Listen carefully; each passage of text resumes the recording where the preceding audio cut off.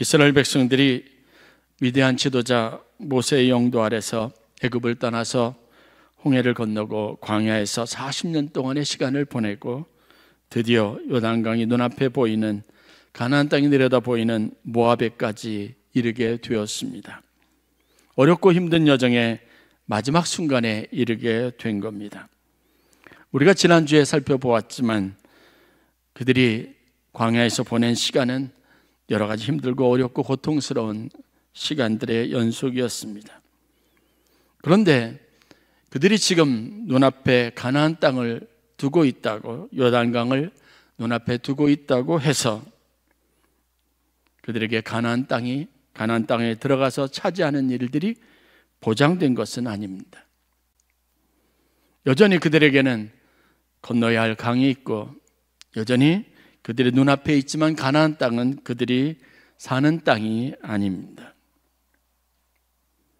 성경에 보면 이 모압 평지에 이르러서도 대략 70여일 동안 이스라엘 백성들은 가나안 땅에 들어가지 못했습니다. 그곳에 머무르면서 무엇을 했는지 성경이 기록을 하고 있습니다. 먼저는 출애굽 여정을 되돌아보았습니다. 이때 핵심적인 역할을 한 사람이 바로 모세입니다. 모세는 자신의 인생 전반에 걸쳐서 또 자신이 받은 사명과 이 백성들을 이끌면서 하나님이 그에게 주셨던 말씀을 그리고 그의 경험을 토대로 이스라엘 백성들, 새로운 세대들, 출애굽 이후의 세대들을 향해서 하나님의 뜻을 말하기를 원했습니다. 그렇게 해서 그가 긴 설교를 한 이야기가 신명기에 기록이 되어져 있습니다. 그 말씀과 함께 그는 율법과 하나님이 주신 말씀이 가지고 있는 중요성과 의미를 깨닫고 하나님과 이스라엘 백성들 사이에 중재해서 새로운 언약의 갱신이 이루어지게 했습니다. 하나님 그들에게 주셨던 약속을 이스라엘 백성들에게 선포하고 그 약속을 자신의 것으로 받아들이고 자신의 삶의 축복으로 누리기 위해서 이스라엘 백성들이 스스로 하나님 앞에 언약하게 하는 중재자 역할을 했습니다. 또한 모압 평지에 있었을 때 르우벤과 갓 그리고 므낫세 반 지파들이 요구했던 것처럼 요단강 동편의 땅을 분배했습니다.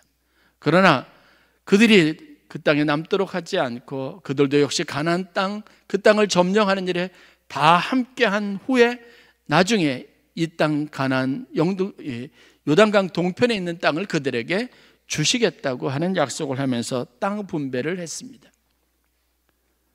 실질적으로 이제 그들이 가나안 땅에서 자신들이 차지할 땅에 대한 분배의 확실한 약속을 받게 된 겁니다.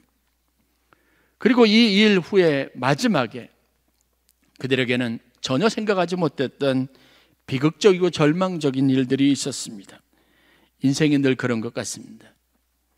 항상 우리가 소망을 가지고 했던 일에는 어려움이 있습니다. 신앙생활에 우리가 무수한 소원과 기도를 가지고 하나님의 약속과 말씀을 확신하면서 살아오더라도 우리가 항상 그 끝의 결실까지 우리의 삶에 가져오는데 늘 언제나 어려움을 당하는 것과 마찬가지입니다. 바로 그들을 이끌었던 그들의 정신적인 지주였던 모세가 하나님의 부르심을 받고 세상을 떠나는 일입니다. 그 70일의 마지막 순간 이스라엘 백성들은 모세의 장례를 치루었습니다. 특별히 여러분들이 아는 것처럼 모세의 장례를 치르는데 이 기간에 70일의 반 시간을 사용했습니다. 그를 애도하고 그리고 그 슬픔에 빠져 있었습니다. 아무리 좋은 계획과 또 여러 가지 많은 희망찬 비전들을 품고 있다 할지라도 그 일을 이루기에 가장 큰 난관과 장애를 만나게 된 겁니다.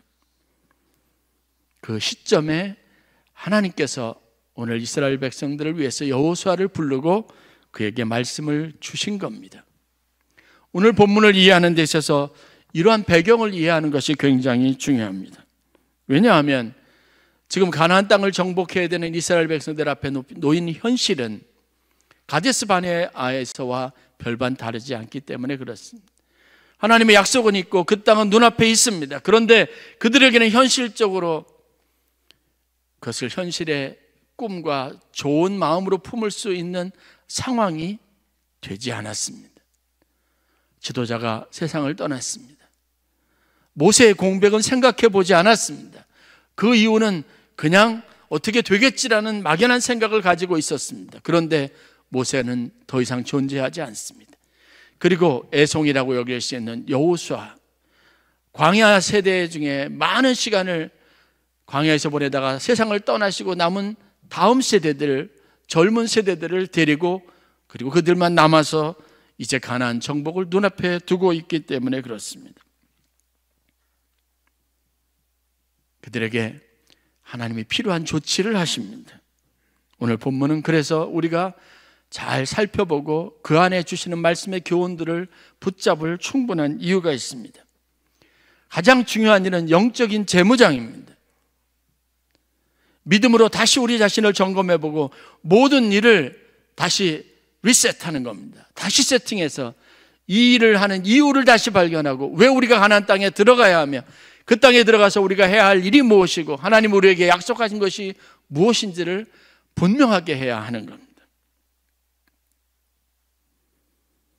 영적인 재무장, 믿음으로 다시 한번 우리의 삶을 되돌아보고 우리가 해야 할 일들을 점검하는 일이 얼마나 중요한 일인지를 성경이 우리에게 가르치고 있습니다.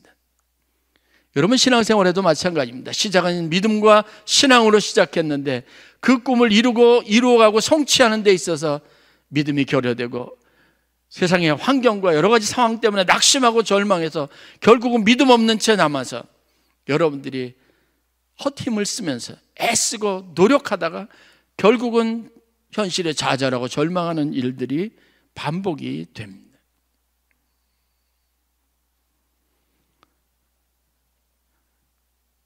저희가 해마다 감리교 세계선교협의회에서 우리 감리교 안에 있는 선교 기관들과 후원하는 교회들과 선교사를 파송한 교회들이 연합체인데 이곳에서 1년에 한 번씩 선교 대회를 합니다. 선교지 현장을 찾아가서 그곳에 있는 선교사님들을 초청하는 겁니다.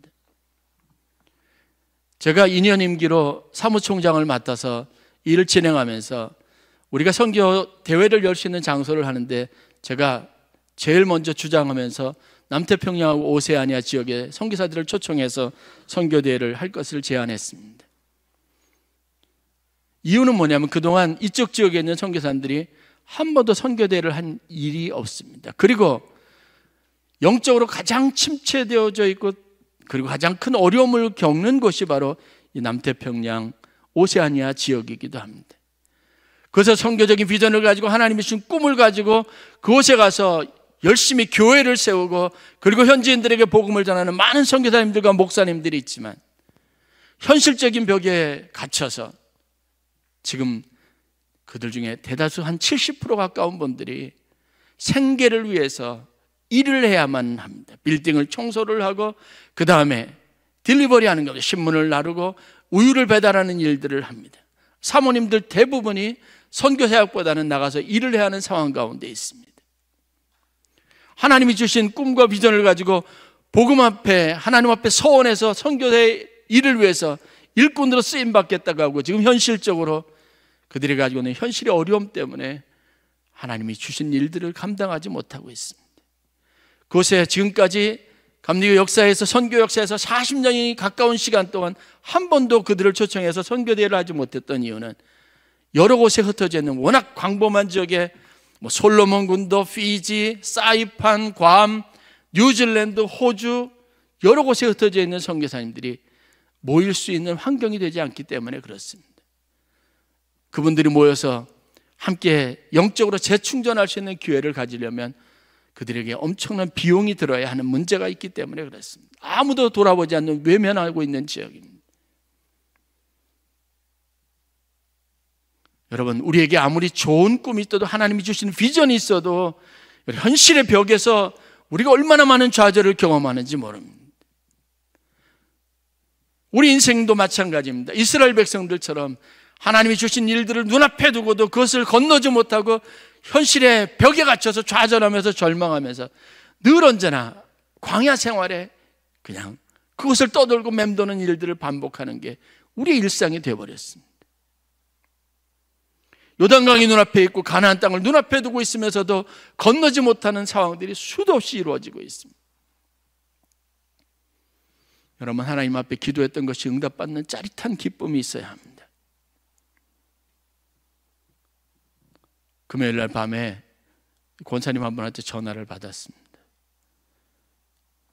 제가 목회계획 세미나를 갔다가 갑자기 근육 파열이 와가지고 다리를 좀 다쳤습니다. 통증도 심하고 좀 여러 가지로 힘이 들고 어려웠는데, 그리고 막 여러 가지 좀 마음에 좀 무거운 것이 있었는데, 이제 마음에 하나님께서 주시는 기쁨이 있었습니다. 양영택 집사님이 의식을 잃고 중환자실에 있다가 회복하셨다는 거예요. 의식이 돌아왔다는 거예요. 통화를 했다는 겁니다. 제 마음속에 있었던 부끄러움이 뭐냐면, 그렇게 또 중환자실에 의식 없이 그렇게 했으니까 병원에서 이제 수면 상태로 그냥 그렇게 만들어 놓고 있는 거예요. 그러니 언제 전화가 오면 또 돌아가셨다는 얘기 듣겠구나, 내내 목회계획 세미나에서도 연락 오면 이제 또 장례를 치러야 되겠구나, 이런 마음들이 있었어요. 솔직한 마음이었습니다. 친구 되는 권사님이 전화가 왔는데, 이제 세상을 떠나셨구나, 부흥 소식인 줄 알았어요. 그런데 목소리가 밝아요. 의식이 돌아왔다는 거예요. 직접 전화해서 목소리를 듣고 너무 반가웠다는 겁니다. 얼마나 감사한 일입니까? 우리가 기도하지만 현실이라고 하는 문제 앞에서 마음이 제일 먼저 무너집니다. 이스라엘 백성들이 하나님의 인도하심을 받고 그 많은 훈련 과정을 거치면서 가나안을 눈앞에 두고도 그 땅에서 건너지 못하고 70여일 동안 머물러 있어요. 하나님이 주시는 도전과 기회를 가지고 이제 그들이 다시 마음을 추리고 말씀을 받고 약속을 가지고 요단강 눈앞에까지 갔습니다. 그런데 건너지 못하고 3일을 또 거기서 머뭇거려요. 이 일이 역사적으로 그때 누구 특정인들에게만 일어난 사건이 아니라 우리 일상이 매일같이 그런 겁니다. 현실의 벽에서 아무리 믿음으로 다짐을 하고 어떤 확신을 가지고 있어도 눈앞에 잠깐 어려움이 있으면 무너지는 겁니다. 머뭇거리는 겁니다.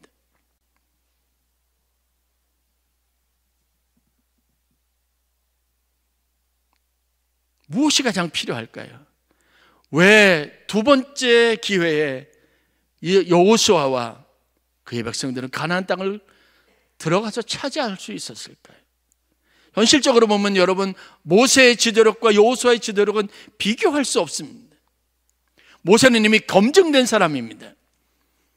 하나님의 거룩하심을 드러낸 사람입니다. 하나님께서 음성으로 친히 이 사람 모세가 어떤 사람인지를 많은 사람 앞에서 확증해 주신 위대한 지도자입니다. 산전수전을 다 겪어낸 베테랑입니다. 여호수아는 심부름만 들고, 여호수아는 모세를 보좌하던 그냥 애송이일 뿐입니다. 훨씬 열악한 조건 안에서 어떻게 해서 여호수아와 그의 백성들이 가나안 땅을 차지할 수 있었을까요? 오늘 성경 1장 1절 말씀을 보면 하나님이 여호수아에게 나타나서 말씀하신 시점을 말할 때 이렇게 표현합니다. 여호와의 종 모세가 죽은 후에 여호와께서 모세의 수정자 눈의 아들 여호수아에게 말씀하여 이르시되. 여러분, 우리가 생각하는 상식적인 모든 일들이 우리에게는 가장 적절하고 가장 필요한 일들이라고 말하지만 하나님의 관점과 관심은 다릅니다. 하나님 우리에게 찾고 구하는 것은, 하나님이 일하시는 방식은 세상적인 것과 다르다는 사실을 믿으시기를 주의 이름으로 간절히 축원합니다. 여러분 앞에 있는 어떤 문제든 그 문제를 이길 수 있기 위해서 우리에게 필요한 것이 무엇일까요? 그것은 두말할 필요 없이 영적 재무장입니다. 믿음을 점검하는 겁니다. 신앙적인 점검이 있어야 합니다. 여러분의 일에 어떤 결실과 열매를 가져다 주는 것은요, 여러분 현실이 아니고 시대적인 흐름도 아닙니다. 믿음입니다. 믿으시길 주의 이름으로 간절히 축원합니다. 오직 믿음만이, 믿음으로만이 우리가 세상에서 하나님이 약속하신 것을 얻을 수 있습니다. 그런 각도에서 오늘 본문을 우리가 살펴보려고 합니다. 여기에서 우리가 얻을 수 있는 4가지 교훈이 있습니다. 첫째, 초점과 목표를 분명하게 해야 합니다. 이스라엘 백성들이 항상 잊어버리는 것이 뭔지 아십니까? 이 모든 일을 시작하신 이가 하나님이시고 하나님의 말씀이 이들을 광야로 이끌었다는 걸 잊어버리는 거예요. 그래서 모세는 늘 이렇게 이스라엘 백성들에게 습관처럼 이야기합니다. 너희는 가만히 있어서, 너희는 잠잠히 있어서 오늘날 여호와 하나님께서 너희에게 행하시는 구원을 보라는 겁니다. 하나님 그들의 기도를 들으셨습니다. 그리고 그들을 출애굽시키시고 광야에서 이끄셨습니다. 시작하신 이가 하나님이시면 그 과정을 이끄시는 이도 하나님이시고 들어가게 하시는 이도 하나님이시라는 사실을 믿어야 하는데 그것을 잃어버렸습니다. 하나님께서 말씀하신 게 뭡니까? 내가 너희에게 준 땅으로 가라는 겁니다. 가나안 땅은 이미 가나안 땅을 차지하고 있었던 애굽 사람들, 그리고 가나안 7족속 사람들의 땅입니다. 아랍 사람들의 땅입니다. 그런데 하나님은 그들에게 그 땅을 너희 것이라고 말하지 않았습니까? 우리의 인생에 우리가 하는 일이 그렇지 않습니까? 어느 것이 여러분들에게 보장된 것이 있습니까? 당연하게 여러분 것이라고 약속된 것이 있습니까? 그러나 하나님은 우리의 것이라고 말하지 않습니까? 우리에게 주시겠다고 말하지 않습니까? 우리의 모든 꿈과 비전은요, 말씀 안에서, 약속 안에서 시작된 겁니다. 그러면 그 말씀과 약속을 붙잡을 수 있는 힘이 있어야죠. 이 동력을 잃어버리면 좌절하는 겁니다. 낙심하는 겁니다. 그래서 오늘 여호수아에게 하나님이 다짜고짜 하시는 것이 말씀을 주시는 겁니다. 미래는 우리의 것이 아닙니다. 그렇지만 하나님이 우리의 것이라고 약속하셨으니까 그 미래는 우리의 것입니다. 이렇게 시작한 것이 우리의 신앙입니다. 여러분들에게 아무리 영원한 나라 천국에 대한 소망을 주시고 영원한 생명을 약속하셔서도 여러분 믿지 않는 사람들에게 그것은 허망된 것,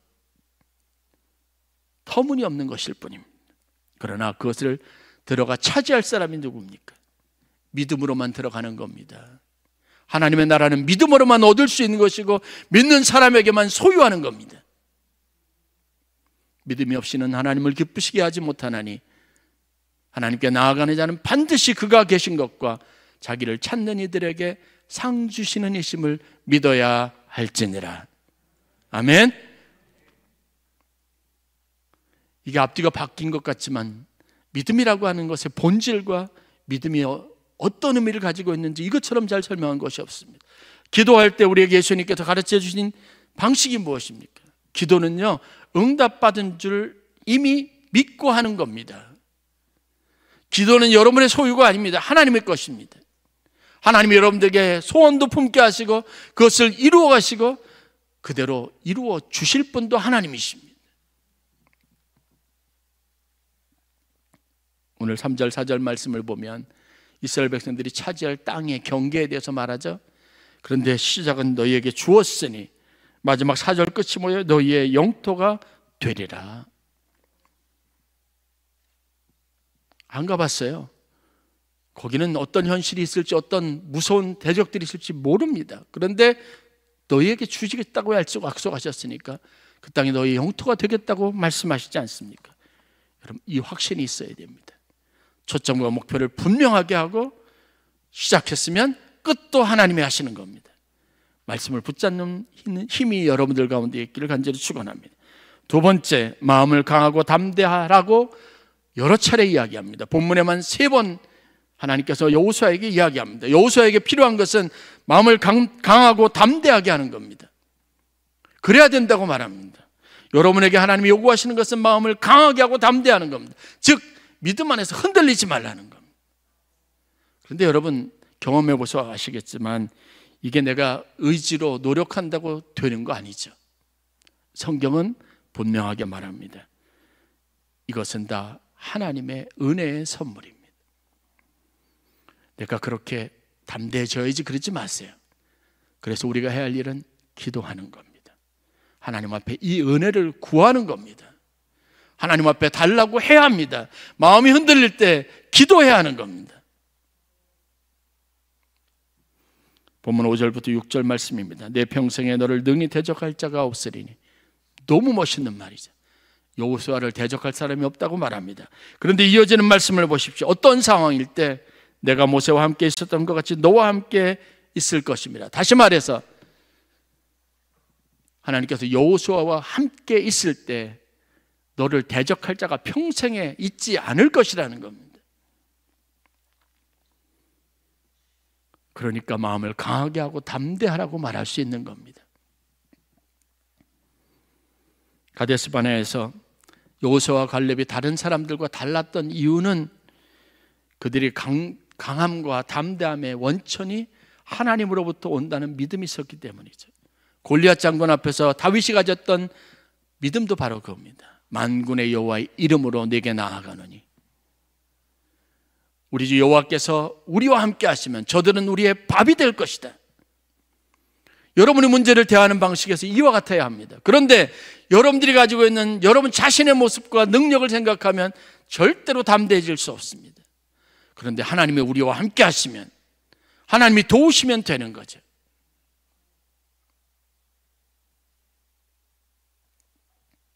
담대함은요, 개인의 힘으로부터 오는 게 아니죠. 의지나 노력으로 얻어질 수 있는 게 아니라 하나님이 주시는 은혜의 선물이라는 것을 알아야 합니다. 그래서 기도하는 사람이 무서운 겁니다. 하나님의 음성을 듣는 사람이 가장 담대한 사람입니다. 일이 어렵고 힘들고 자꾸 절망이 되고 좌절될 때, 그래서 기도하는 겁니다. 여러분이 성전 건축은요, 사람이 가지고 있는 노력으로 된 게 아닙니다. 기도로 된 겁니다. 제가 원로 목사님을 지켜봐서 알죠. 그 당시 우리 교회가 어땠는지를 제가 직접 경험해서 아는 겁니다. 도저히 안 되는 겁니다. 방법이 없습니다. 그러니 유일하게 희망을 품을 수 있고, 내일 하루를 맞이하는데 그래도 내일을 맞이할 수 있기 위해서 필요한 것이 있다면 하나님께 기도하는 거죠. 그렇게 맡겨야지만 그래도 아침에 교회 출근할 수 있는 거예요. 어떤 분은 얘기하더라고요.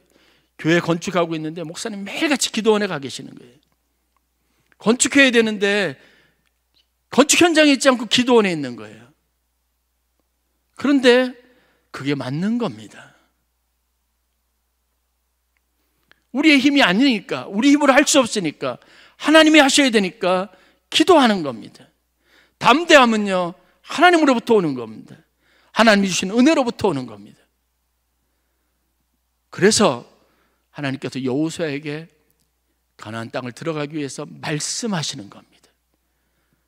확인시켜 주시고 또 확인시켜 주는 겁니다. 야, 걱정하지 말아라. 마음을 강하게 하고 담대해라. 모세와 함께 했던 것처럼 너하고도 함께 하겠다는 거예요. 이 율법책을 내 입에서 떠나게 하지 말라는 겁니다. 항상 생각하라는 겁니다. 히브리서 13장 9절 말씀입니다. 여러 가지 다른 교훈에 이끌리지 말라. 마음을 은혜로써 굳게 함이 아름답다. 여러 가지 다른 교훈에 이끌리지 말라. 마음은 은혜로써 굳게 함이 아름답다는 겁니다. 오늘 여러분들이 흔들리는 이유는 은혜의 결핍입니다.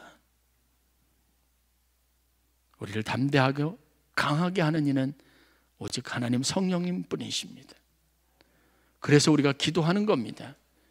우리가 약할 때 기도하는 겁니다. 힘주시기를 기도하는 겁니다. 남태평양 이쪽 지역에 선교대회가 열리지 못하는 이유가 있는데 그게 뭔지 아십니까? 재정적인 필요 때문에 그래요. 거기에서 오는 선교사님들 항공권을 감당을 못하는 거예요. 그래서 여태까지 한 번도 누구도 시도하지 않았는데 제가 겁 없이 하자 그랬습니다. 준비하는 과정에서 제가 지금 아주 엄청 고생하고 있습니다. 가까운 곳에 하면요, 그냥 여비로 한 10만 원, 20만 원 드리면 되는데 이분들 비행기 타고 사방팔방에서 다 와야 되는 거예요. 60명을 그들 항공비를 다 대줘야 합니다.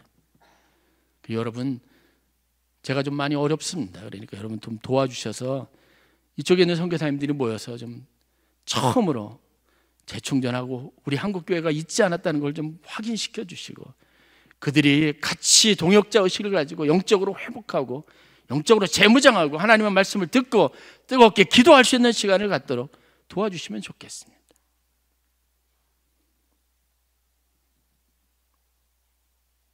믿음으로 하는 일에는요, 늘 여러 가지 많은 어려움이 있어요. 제가 이렇게까지 비용이 많이 들어가는 거라고는 상상을 못했습니다. 왜 안 했는지 이제 이유를 알겠어요. 그래도요, 믿음으로 하는 겁니다. 하나님이 채워주시는 거죠.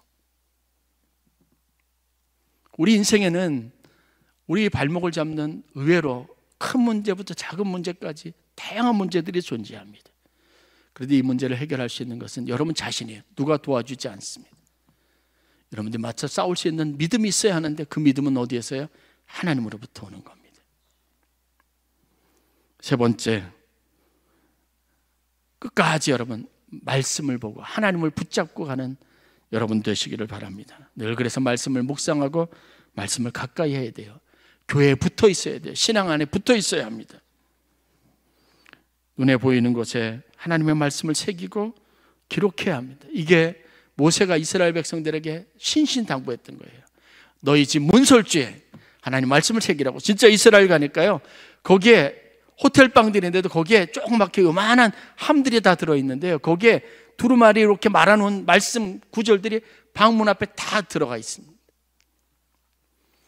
오른손에 여기에 성경 모양으로 한 그런 무슨 팔찌 같은 게 있어요. 거기에 뭐가 들어있는 줄 아십니까? 말씀이 들어가 있어요. 내 손목에 내 미간에 기호를 삼으라고 하니까 그대로 하는 겁니다. 이스라엘 백성들이요, 여호수아와 함께 멋있게 출발했습니다. 용기를 냈습니다.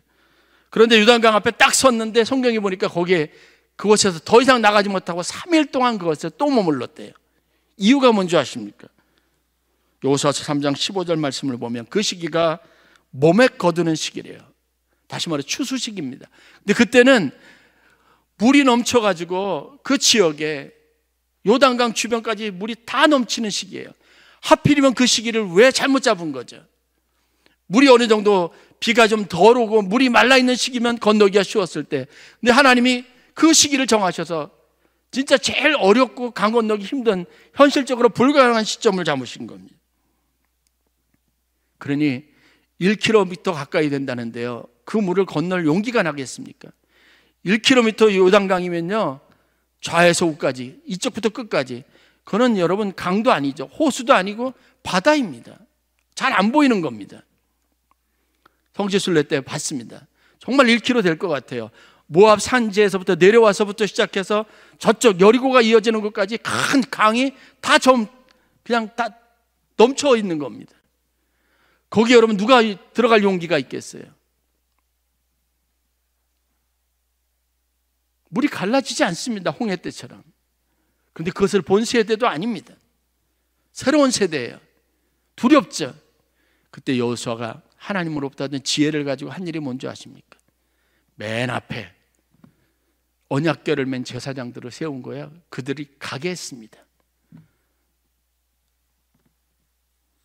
여호수아서 3장 3절 말씀, 레위 제사장들이 너희 하나님 여호와의 언약궤 매는 것을 보거든 너희가 있는 곳을 떠나 그 뒤를 따르라. 하나님의 임재의 상징이 있는 곳에 제사장들이 그것을 메고 가면요, 그냥 백성들은 뒤따라 가게 했습니다. 아니 그러다가 이 언약궤가 물속에 수장되면 어떻게 할 거예요? 근데 이게 믿음인 겁니다. 여러분, 주의 종들, 믿음의 사람들 뒤를 따라가세요. 그 사람들이 어떻게 하는지, 어떤 방식으로 사는지를 보고 따라야 합니다. 그러면 갈라졌습니다. 하나님이 미리 갈라놓은 게 아니라 그들이 가는 길을 열어주셨습니다. 언약궤가 가는 그곳, 하나님이 약속하신 그곳입니다. 말씀하신 것을 이루는 현장입니다. 우리가 찬양 나는 믿네 고백했던 것처럼 여러분 눈앞에 바다가 갈라지지 않아도 우리로 하나님께서 그 바다 위를 걷게 하시고 건너가게 하실 것이라는 믿음이 우리에게 필요한 겁니다. 말씀만 바라보고 그리고 영적 지도자를 따라가는 겁니다. 그곳에 우리에게 약속한 곳이 있고 우리가 건너갈 수 있는 하나님의 축복이 있습니다. 혼란스럽고 힘든 일이 있을 겁니다. 그런데 여러분 너무 골몰하지 마시고 생각과 방법을 앞세우지 마시고 목회자나 신앙의 선배들의 신앙 지도를 여러분 귀담아 들으시길 바랍니다. 그렇지 않습니까? 여러분들에게 오면 목회자들이 할 수 있는 일이 뭐예요? 기도하세요, 그거죠. 그러니까 여러분 식상하게 생각할 겁니다. 인사말이라고 생각할 겁니다. 그런데 아니에요. 그거 외에는 다른 방법 없는 겁니다. 금식하라 그러죠? 그러나 그거 외에는 다른 방법 없는 겁니다. 그러면 그게 하나님의 음성으로 들려지는 축복이 여러분들 가운데 있기를 간절히 축원합니다. 그렇게 하는 겁니다. 그렇게 모험하듯 신앙생활을 하는 겁니다. 그러면 거기에서 우리가 바다가 갈라지고 하나님이 건너게 하시는 신비한 체험을 하게 되는 겁니다.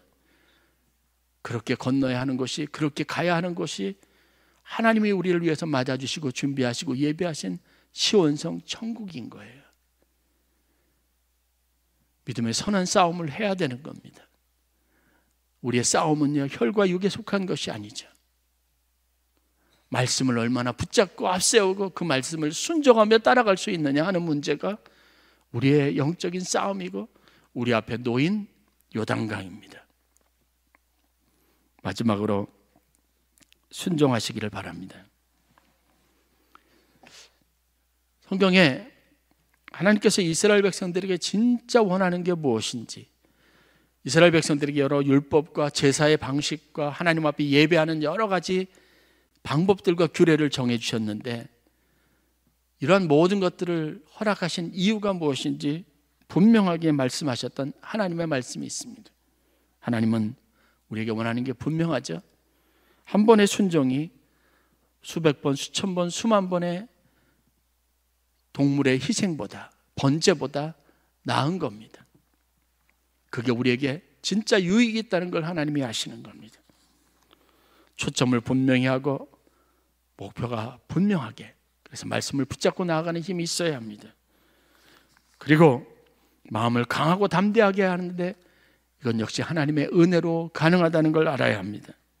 말씀을 늘 묵상하고 가까이에서 우리 눈에 하나님이 이끄시는 것을, 하나님이 뒤를 따라가는 여러분의 지혜가 있어야 합니다.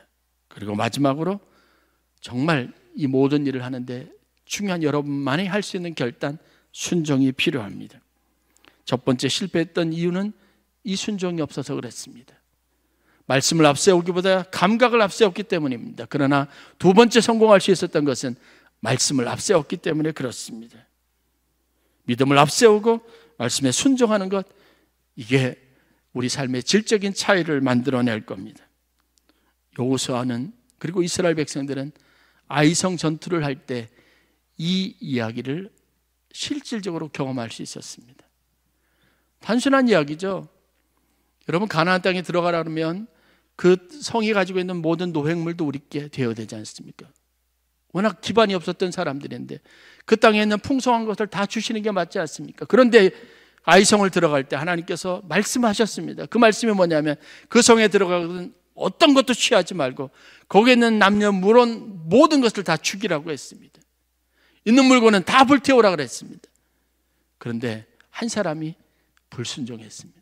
그게 아이성 전투에서 실패한 유일한 이유입니다. 우리도 마찬가지죠. 말씀을 앞세우고 말씀에 순종하는 게 아주 당연한 것 같지만 우리가 제일 안 되는 겁니다. 제일 못하는 겁니다. 그런데 그게 차이를 만들어낸다는 분명한 교훈이 오늘 말씀 가운데 있습니다. 여호수아는 모세보다 못한 지도자지만 말씀을 앞세웠고 말씀에 순종했습니다. 그게 이 사람들이 가나안 땅을 차지할 수 있었던 이유이고 차이를 만들어냈습니다. 여러분들이 이런 하나님의 백성으로 하나님 주신 축복을 소유하는 은혜가 있기를 주의 이름으로 간절히 축원합니다.